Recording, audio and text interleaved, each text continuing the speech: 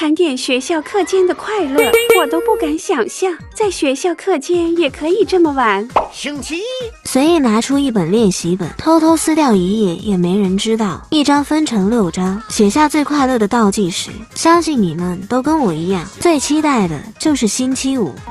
这么简单的数字，用脚都可以写，再来贴个可爱的贴纸，轻松2步就搞定。打卡倒计时开始，撕起来就是爽。3天啊，2天啊，然后就开心的放假了。星期二，随便扣一张塑料膜，插上一个发夹，封个边边，记得留一个口啊。再来剪出2个耳朵，别看我小小一个，其实装几10个水果也没问题。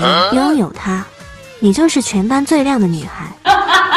星期四，你可能想破脑子，也想不到学校里也能钓鱼，零成本就能拥有一片，搅拌均匀。别人是钓鱼，那我们就来个钓人吧。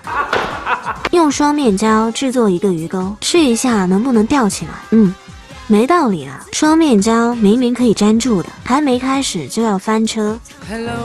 那我们就换成捞人吧。结果都沉下去了，啥也看不见，我也很无语。星期五，画出一支笔的形状，把笔芯穿上美美的衣服，独一无二的笔就搞定，再来撒入海绵，就变成紧压捏捏了。所以你喜欢星期几？